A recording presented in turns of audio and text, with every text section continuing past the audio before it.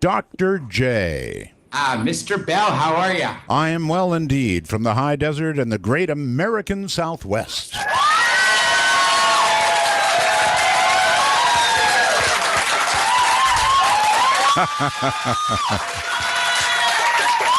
Or maybe they'd know this voice. Well, hold on a moment. I've got another voice they might recognize. See if you know this voice.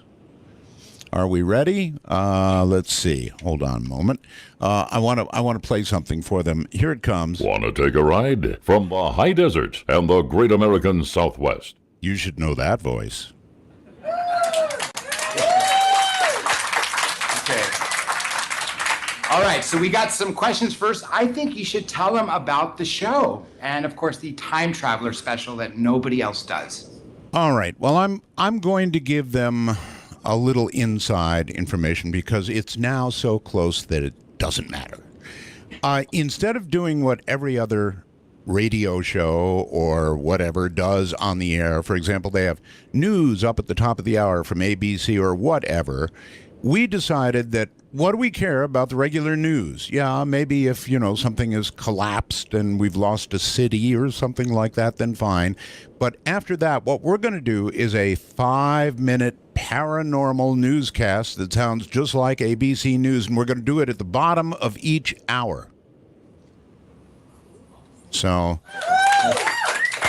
something a little different there. And we're going to do a whole bunch of different things, and we're going to do a whole bunch of new things. It's going to be a blast. I am free at last. One of the big things I think we should talk about, Art, is the fact that, of course, your podcasts are available for just $5 a month, just like several others, but yours actually have something different that nobody else does, the wormhole. Well, there's two things. Look, first of all, the show is free to everybody, and I mean everybody worldwide. The show is free. Now, we are depending on people like are listening to me right now to join and, yes, get the podcast, which is available, any time of day or night. And you can go back also in the archives and download those and listen to them if you missed a show.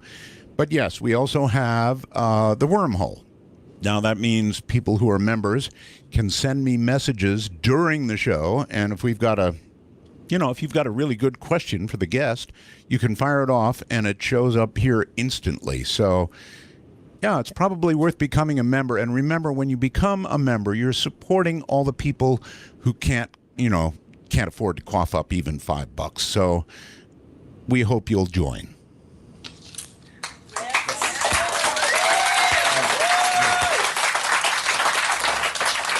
Thank you. Without further ado, we're going to do some questions. Okay.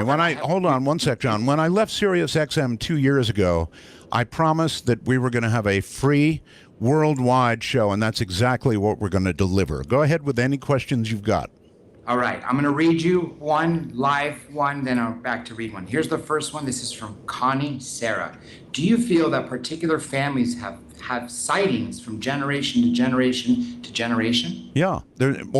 I feel that way. There's no doubt about it. I've had, I don't know how many emails from people who have said that sightings, even abductions, have followed people from generation to generation to generation, and there's probably a really good reason for that. In other words, they're probably following, let's see, how can I put it delicately, changes they may have made in somebody's DNA makeup.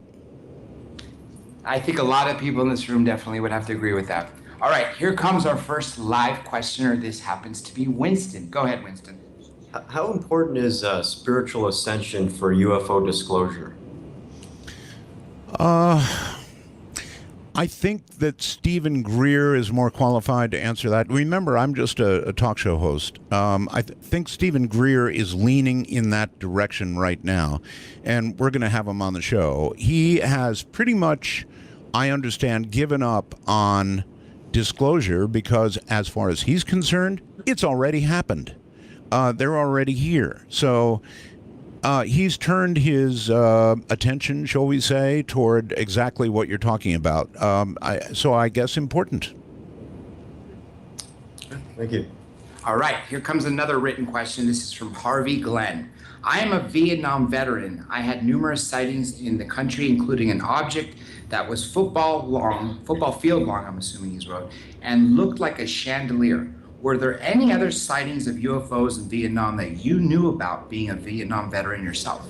No, I never or rarely had my eyes on the sky in Vietnam, frankly.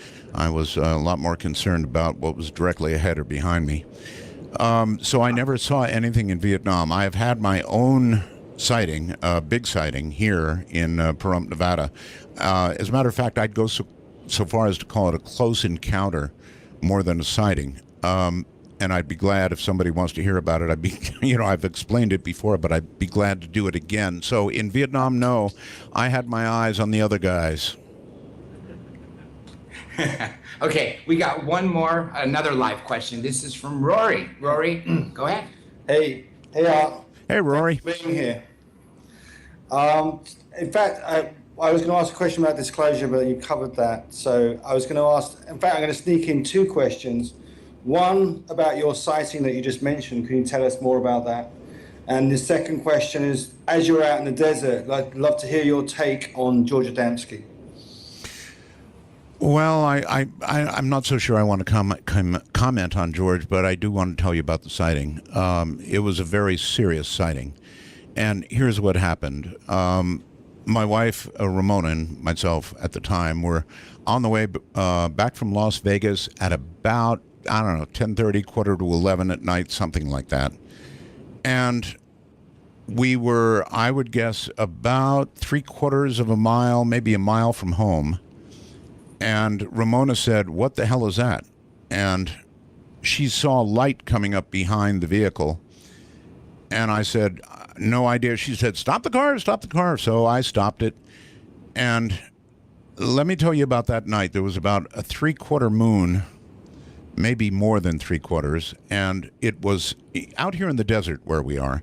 It's so quiet that you could hear crickets, a 1/4 of a mile away. I mean, that's really quiet, right? No sound at all, no highways, no road noise, nothing. So we were in a little car. We stopped it, got out, and oh my God, from the rear, coming directly at us, here is this giant triangle.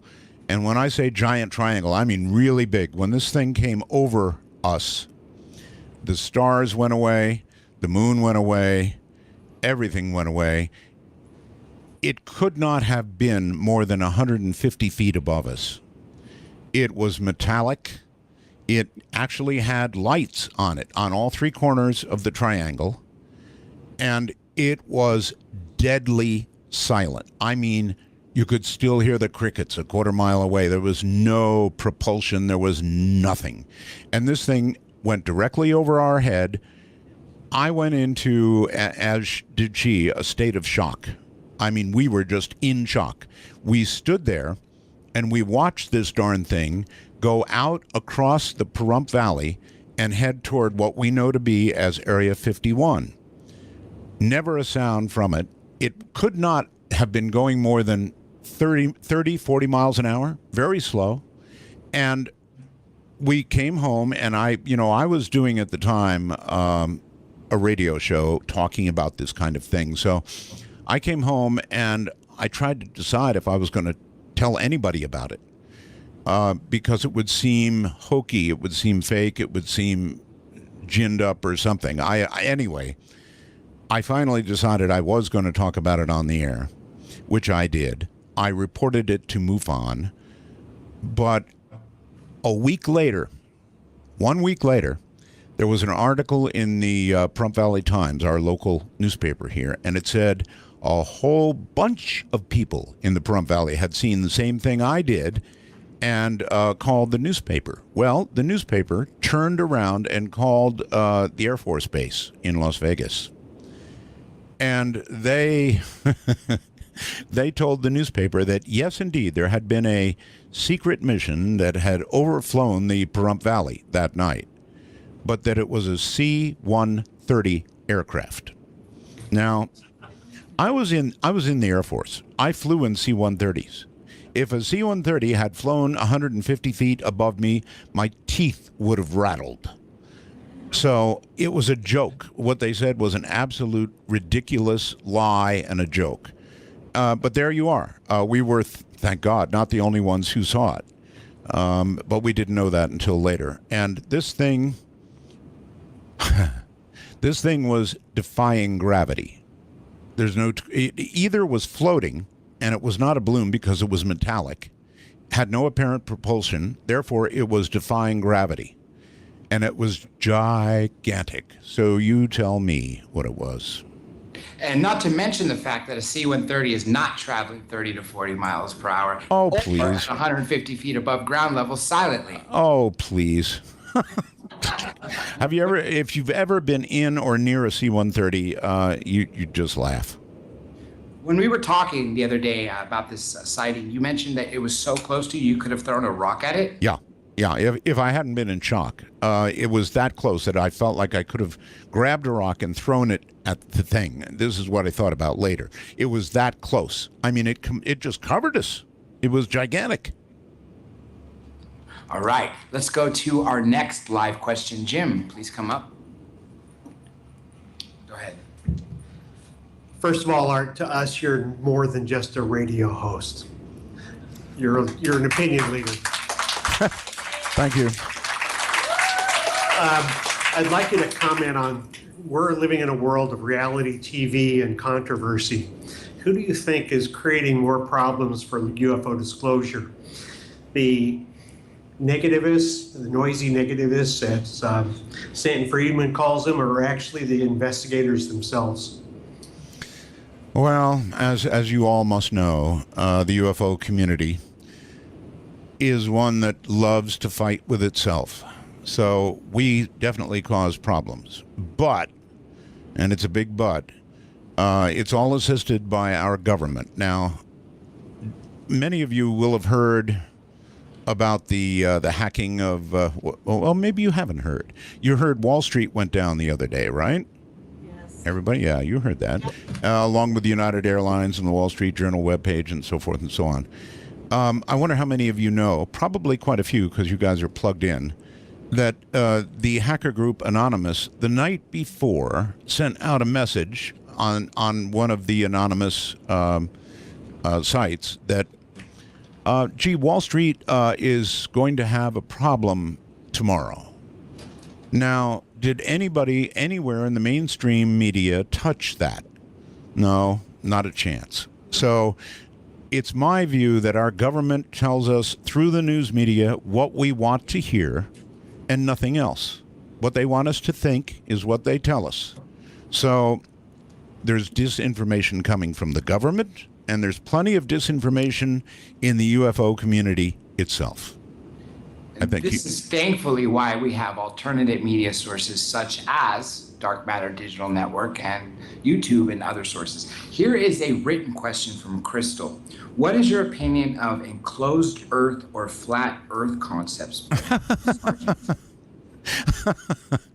I'm sorry. That's kind of my opinion, what you just heard. And the reason I say this is I had occasion to fly a supersonic jet between here, actually Las Vegas, and Paris in France.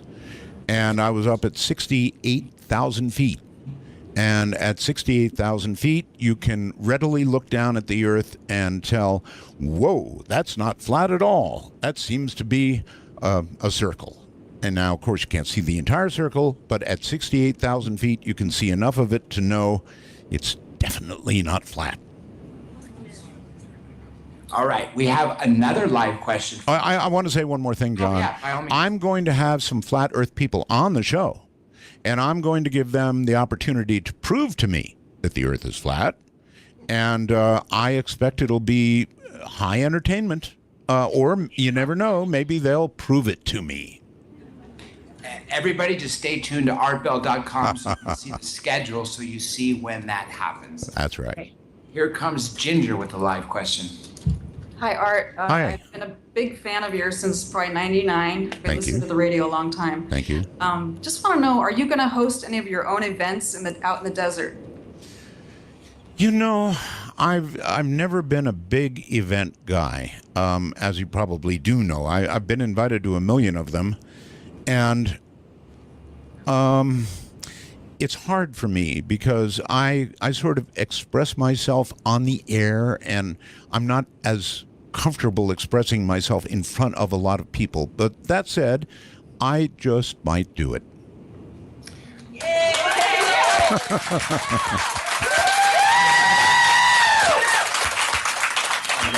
We got one more final written question.